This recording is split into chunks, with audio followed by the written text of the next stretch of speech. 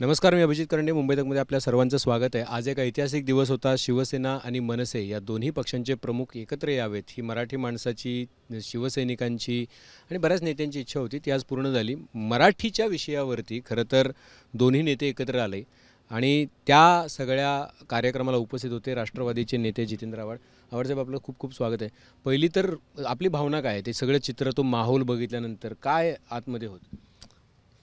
असं एक तर तो मुद्दा जो होता मराठीचा, तो महाराष्ट्राच्या हृदयाला जखम करून गेला होता. मी स्पष्टपणाने आज सांगतो की हिंदीविषयीचा द्वेष, आसक्ती, दुराग्रह नाही, पण ज्या पद्धतीने ते केलं जात होते, जबरदस्ती मान्य होत नाही. आणि माझ्या आईला बाजूला करून बाहेरच्या मावशीला आणून तुम्ही जर माझ्या घरात बसवणार असाल तर ते कसं मान्य होईल?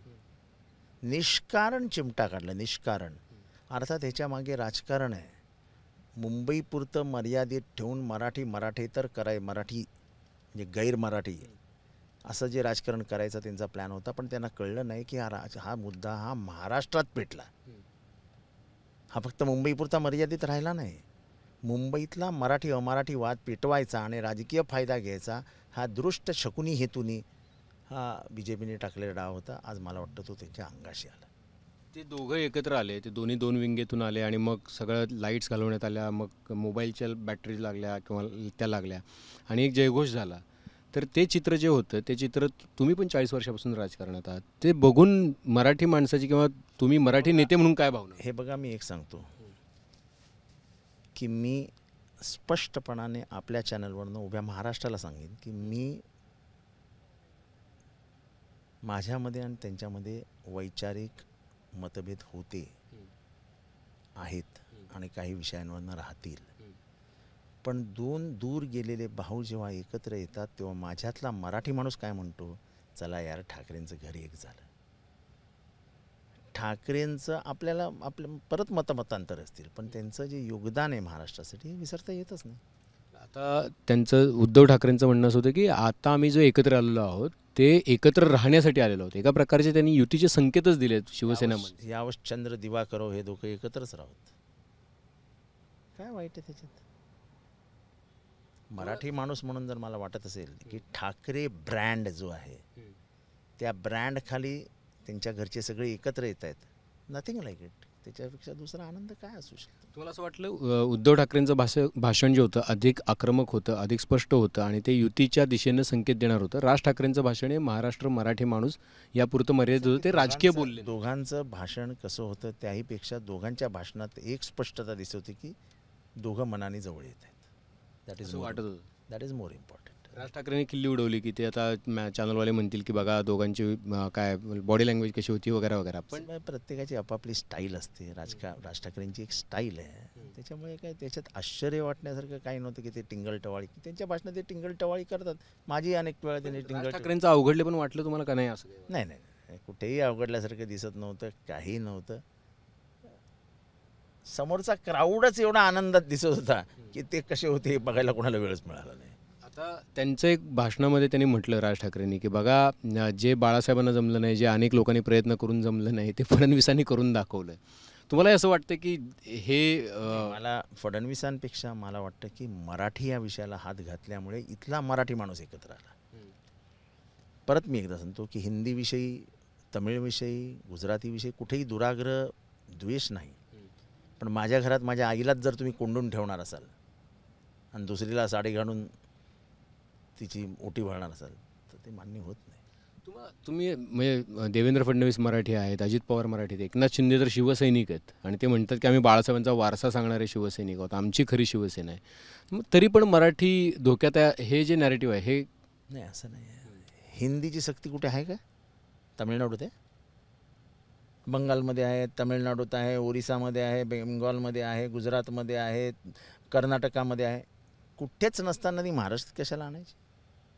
महाराष्ट्रात आणण्याचं एकमेव कारण होतं मुंबई महानगरपालिकेचं राजकारण. बाकी कुठलाही, हा शकुनी मामाने टाकलेला डाव होता आणि स्वतःच्या जाळ्यात तेच अडकल्यासारखे वाटतात. मुंबईपुरता हा विषय मर्यादित न राहता हा महाराष्ट्रातल्या घराघरात गेला. आज सकाळपासून सगळ्यांनी आपले कामधंदे सोडून TV लावले होते मला महाराष्ट्रातनं फोन येत होते, साहेब काही करा पण त्या सभेला जा. असे फोन तुम्हाला येत होते? असे मला 1000 फोन आले असतील सकाळपासून. तेव्हा एक मराठी माणसाला ह्या विषयावरती आपलेपणा मला दिसत होता की नाही हे बरोबर नाही, चुकीचं झालं आहे. म्हणजे ते हिंदीत बोलायचे, नाही नाही साहब आपको जाना चाहिए, जो हुआ गलत हुआ. म्हणून मी परत एकदा सांगतो की हिंदीविषयी द्वेष दुराग्रह नाही, पण ही जी जबरदस्ती केली ती चुकीची ते होती. म्हणतात की महाराष्ट्रातल्या शकुनींनी हे सगळं घडवून आणले. कोण आहेत ते शकुनी? आता ते तुम्हाला माहिती आहे राजकारणात कोण करते हे सगळं. सत्तेत कोण आहेत तुम्हाला माहिती आहे. काय फरक पडेल मराठी माणूस एकत्र आले माशेलकर कोणतरी काशेलकर काहीतरी अहवाल दाखवायचे. तुमच्या सरकारच्या काळात? आमच्या मंत्रिमंडळात होतो आम्ही, तो अहवाल स्वीकारलाच नाही. अहवालावरती अभ्यासगट नेमला. आता अभ्यासगटाचा अहवाल येईल तेव्हा तो स्वीकारतील ना. तुम्ही अहवाल स्वीकारलाच नाही? स्वीकारलाच नव्हता अहवाल. कोणी ते अहवाल आणून दिला, तो हातात घेतला, हे बाबा अभ्यास करायला मला सांगा, याच्यात काय स्वीकार. आम्ही पण मंत्रिमंडळातच होतो ना. सांगितलं ना उद्धव ठाकरेंनी स्टेजवर ना सांगितलं की जितेंद्र आव्हाड होता ना. ते मराठीची सक्ती जी होती ती ते दाखवत आहेत, ते काय नोट टाकतायत. असं आहे की अत्यंत वाईट अवस्थेत फसले ते करायला गेले एक आणि झालं बळतच. म्हणजे मला वाटतं त्यांनाही वाटलं नव्हतं की महाराष्ट्रातला तमाम मराठी माणूस एक होईल या विषयावरती. आणि माझा असा राजकीय विश्लेषक म्हणून जर तुम्ही मला विचाराल तर मला अनेक वर्षानंतर एका विषयावरती पूर्ण महाराष्ट्राचं एकमत झालेलं दिसते. त्यात कोणाचा फायदा आहे? फायदा तोटा राजकारणाचा बाजूला राहू द्या, पण मराठी माणूस हा हृदयातनं हल्ला की साला आपल्या भाषेवरच येते, आपल्या आईवर येते. आणि मातृभाषा आणि मातृप्रेम एकदम असं बरोबरीने जातं. मी इंग्रजी शाळेत शिकलो. I am a student of a convent school. मी अतिशय सुंदर हिंदी बोलतो, पण माझ्या मराठी भाषेविषयी, मराठी प्रेमाविषयी कोणाला शंका असण्याचं कारण आहे का? नाही. मग तसंच ते म्हणतात की मग हिंदी शिकल्यामुळे त्यांच्या मराठी प्रेमावर त्यांनी सक्ती केली, म्हणजे सक्त कशाला करता? इंग्रजी सक्तीची झाली म्हणून. इंग्रजी ह्या जागतिक भाषा आहे ती. आता it opens the door, gateways of international community. Amit Shah म्हणाले की पुढच्या काळामध्ये इंग्रजी बोलणाऱ्यांना लाज वाटेल. ठीक आहे बाबा, आपण हिंदी बोलत आहे लंडनला जाऊन, आणि जाताना एअर इंडियाची तिकीटं घेताना दुभाषीचं पण तिकीट काढून घेऊन जाऊ त्याला. काय करायचं? मला एक प्रश्न तुम्हाला विचारायचा आहे की आता ज्या वेळेला दोन भाऊ एकत्र येतील त्यावेळेला राजकीयदृष्ट्या जर एकत्र आले, तुम्हाला असं वाटत नाही की महाविकास आघाडीसाठी हा एक धोका आहे? असं आहे की एवढं कोत्या मनाचं राजकारण करणारे आम्ही शरद पवारांची माणसंच नाही आहोत. राजकारणात काय हानी व्हायची ती होईल, काय फायदा व्हायचा तो होईल, पण एक दुभंगलेलं घर एकत्र येतं ह्याचा आनंद व्यक्त करू. त्याचं आपल्याला नुकसान होईल ह्याच्यासाठी ते घर ते तोडलेलंच राहू द्या. इतक्या छोट्या मनोवृत्तीचा मी तरी नाही, आणि माझा बाप देखील नाही.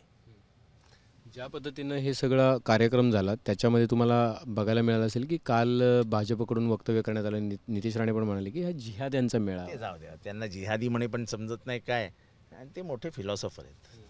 मी खूप छोटा कार्यकर्ता, ते मोठे तत्त्वज्ञानी आहेत. त्यांच्याविषयी मी बोलणं योग्य होणार नाही, मी फार छोटा माणूस आहे. पण ते म्हणतात की ठाकरेंना मराठीची नाही काय पडलेलं, त्यांना महापालिकेशी पडले. हे बघा, मला मी तुम्हाला हा प्रश्न विचारण्याचं कारण की हे ठाकरेंना तर विचारता येईल ज्यावेळेला ते मिळतील प्रेस कॉन्फरन्स, पण इथं तुम्ही सगळे होतात. हो तसं आहे, ते बोलले ना. मग मराठीसाठी पण, मग महापालिकेसाठी पण, आणि मग महाराष्ट्रासाठी पण. काय चुकीचं बोलले? आणि हे मान्य करावं लागेल की ठाकरे होते म्हणूनच BJPला महाराष्ट्रात प्रवेश मिळाला. ठाकरेंनी बोटाला धरून BJPला महाराष्ट्रात आणलं, नाही तर शेटजी आणि भटजीच्या पक्ष असं म्हटलं जायचं, त्या पक्षाला प्रवेश होता का महाराष्ट्रात? नाही. ते ठाकरेंनी शक्य करून दाखवलं. पण मारहाण करणं, आता ते मीरा रोडला झालं किंवा केडीयाचं ऑफिस फोडलं सकाळी, मला वाटतं हे चुकीचं आहे. हे चुकीचं आहे, असं करू नका. हा डाव आहे, हा ट्रॅप आहे, हा तुमच्या भोवती टाकलेला ट्रॅप आहे, हे लक्षात घ्या. मराठी वाद त्यांना पेटवायचा आहे. मराठी मतं गेली खड्ड्यात, आम्हाला अमराठी मतं मिळतील आणि आम्ही आमचा महापौर बसवू, हा त्यांच्या मनातला डाव पूर्ण होऊ देऊ नका. माझं तमाम सगळ्यांना आव्हान आहे माझं. व्यावहारिक भाषा मराठी आहे, ते सगळेच बोलतील, पण पण कुठेही हा वाद शिगीला नेऊन त्याच्यातनं मारहाण करू नका. मराठी अस्मिता की हिंदुत्व, आता हा पुढचा लढा असणार आहे. आणि आपल्याला कल्पना आहे की मराठी टक्का मुंबईतून, कोर मुंबईच्या भागातून जो आहे तो कमी झाला आहे आणि आता तिथे हिंदी भाषिक जे आहे त्यांची संख्या वाढलेली आहे. मग ते यूपी बिहारी असतील. त्याच्यासाठी तर हा डाव टाकला. पण मुंबईत फक्त हा मुद्दा पेटेल असं वाटणाऱ्यांना हे कळलंच नाही की social media, T V channels, अमुक तमुक ह्याच्यातनं हा मराठी माणसाचा मुद्दा महाराष्ट्रातल्या गावागावात गेला, घराघरात गेला. आज पूर्ण मराठी माणूस गावागावात एकटावलेला दिसतोय असा. आणि हे म्हणजे भाषेचं सूत्र, म्हणजे आज किती जणांना मला माहिती नाही की 2014मध्ये युक्रेनमध्ये जे रशियन बोलत होते त्यांना बाजूला जायला सांगितलं आणि युक्रेनच्या भाषेची जबरदस्ती करण्यात आली. त्याच्यातनं खरं युक्रेन आणि रशियामध्ये युद्ध सुरू झालं आणि आज ते कुठल्या टोकाला गेलं बघा. कुठल्याही गोष्टीचा सक्ती, जबरदस्ती ही अखेरीस घरं दुभंगण्यात होते, समाज दुभंगण्यात होते. आणि त्याचं नजीकच्या काळातलं उदाहरण म्हणजे रशिया आणि युक्रेनचा वॉर. तुम्हाला काय भवितव्य दिसते? मनसे आज जे चित्र दिसलं, राज ठाकरे, उद्धव ठाकरे, रश्मी ठाकरे, शर्मिला ठाकरे, आदित्य ठाकरे, तेजस ठाकरे आणि अमित ठाकरे सगळे एका फ्रेममध्ये दिसत होते. मी ठाकरे ब्रँड हा महाराष्ट्राच्या मनावर कोरलेला ब्रँड आहे. मतं मिळतील मिळणार नाही ती गोष्ट वेगळी. पण मी गेले काही दिवस बघतोय की एक साधारण लोक हळूच बोलायला सुरुवात झाली, नाही ठाकरे पाहिजेत, हे ठाकरे पाहिजेत. ही भाषा ही थोडी उत्साहवर्धक आहे. त्याचा मला राजकीय फायदा काय आहे मला माहीत नाही, मला काही फायदा तोटा काय आहे ते पण मला माहीत नाही. पण जर चांगलं घडत आहे तर चांगलं घडत आहे, त्याचा ॲक्सेप्टन्स असायला हवा. खूप खूप धन्यवाद आवाडसाहेब, तुम्ही वेळात वेळ काढून बोललात. कारण तुम्ही उपस्थित होतात, तुम्ही व्यासपीठावरती तुम्हाला बोलवलं होतं आणि खूप कमी वेळा राजकीय नेते अशा पद्धतीच्या व्यासपीठांवरती एकत्र जमतात आणि बऱ्याच राजकीय पक्षांची लोक, अगदी CPI, शेकाप, तुम्ही होतात, बाकीच्या प्रकाश रेड्डी होते, हे सगळी लोकं तिथं होती, मराठीसाठी होती. अर्थात याचा राजकीय परिणाम काय होतो हे आपल्याला बघावं लागेल. कॅमेरामन राजूसह अभिजित, मुंबई तक.